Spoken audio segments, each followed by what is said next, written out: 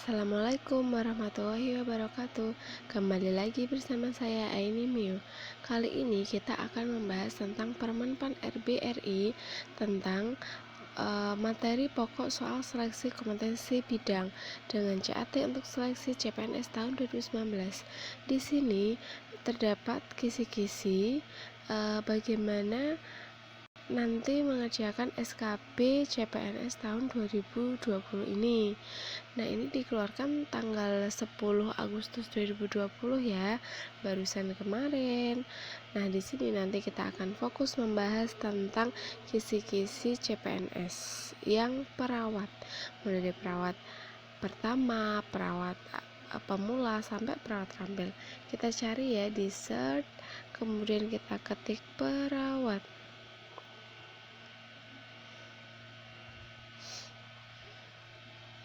Kita tunggu loading dulu ya.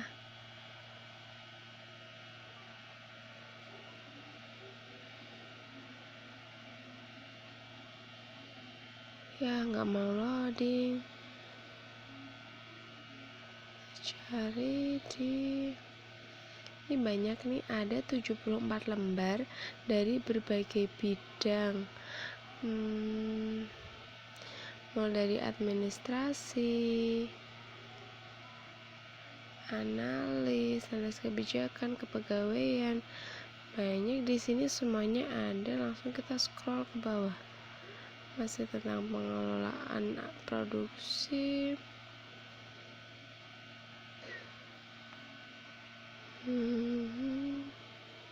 Pembimbing kemasyarakatan, pengawas benih tanaman.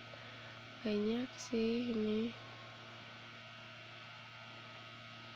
Kita scroll lagi ke bawah.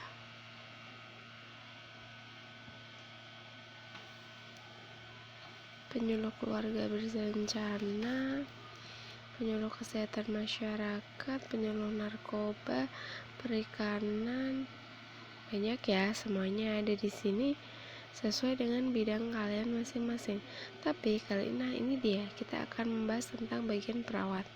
Nah, di sini ada 3 macam perawat nih. Perawat ahli pertama, perawat pemula, sama perawat terampil. Kita bedakan masing-masing ya. Ini dari keterampilan umum, kita lihat yang bagian perawat ahli pertama. Itu nanti akan muncul soal tentang kebijakan jaminan kesehatan nasional, SDGs, bidang kesehatan, sistem kesehatan nasional, undang-undang kesehatan, kebijakan dasar puskesmas, dan standar pelayanan minimal. Kemudian perilaku hidup bersih sehat, penanggulangan narkoba, imunisasi, program cerdik, program keluarga berencana, dan program keselamatan pasien. Kalau untuk perawat pemula kemampuan umum, kita lihat hampir sama, ternyata sama persis dengan perawat ahli pertama. Untuk perawat terampil, setelah kita lihat dia programnya juga sama persis. Nanti soal-soal yang muncul juga akan sama persis dengan perawat ahli pertama. Jadi untuk perawat ahli pertama, perawat pemula, perawat terampil, untuk kemampuan umum, soal-soal yang keluar kurang lebih sama. Jadi kemampuan umum itu apa? Kemampuan umum itu adalah soal-soal yang bersifat kesehatan secara umum. Jadi belum spesifik ke perawat nih. Contoh nih kayak jaminan kesehatan nasional tuh kan nggak khusus nih yang kita perawat lakukan ke SDGs, itu kan nggak yang kayak askepnya perawat kan enggak. Jadi masuk dari kemampuan umum itu kesehatan, bidang kesehatan secara umum. Kayak cerdik itu kan bisa dilakukan siapa aja, imunisasi bidan juga melakukan, kita harus tahu, dokter juga tahu, KB yang melakukan bidan, tapi kita pernah juga harus tahu, bidan tahu. Nah kayak gitu sih.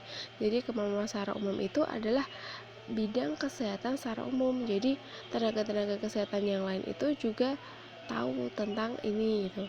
Terus untuk kemampuan khusus nih, kita lihat ya. Perawat ahli pertama, kemampuan khususnya itu asuhan keperawatan individu, kelompok, keluarga, masyarakat, pengelolaan pelayanan keperawatan, kemudian pelaksanaan tugas khusus atau tugas lapangan, atau tugas partisipasi kesehatan.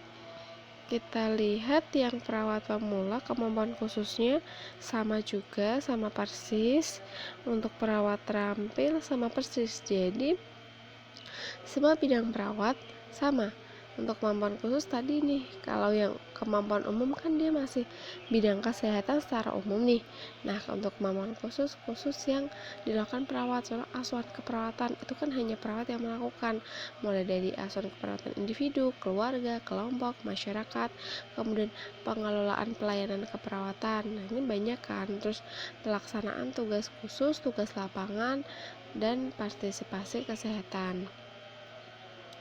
Dan di sini nanti asuhan keperawatan jangan hanya berpatok sama pengkajian sampai diagnosa, tapi di situ juga yang harus diperhatikan tata cara kita melakukan tindakan, yaitu SOP itu juga harus kita perhatikan. Kalau dari pengalamanku tahun lalu sih lebih ke asuhan keperawatan ada nih, mulai dari asuhan keperawatan, kemudian perencanaan, implementasi, intervensi, kemudian penegakan diagnosa sampai prioritas diagnosa tuh ada benar, tapi SOP juga harus dipelajari. Nah, begitu ya. Nanti untuk secara detailnya kita lihat di video selanjutnya. Terima kasih. Jangan lupa like, comment, share, dan subscribe channel Ainimi. Terima kasih. Assalamualaikum warahmatullahi wabarakatuh.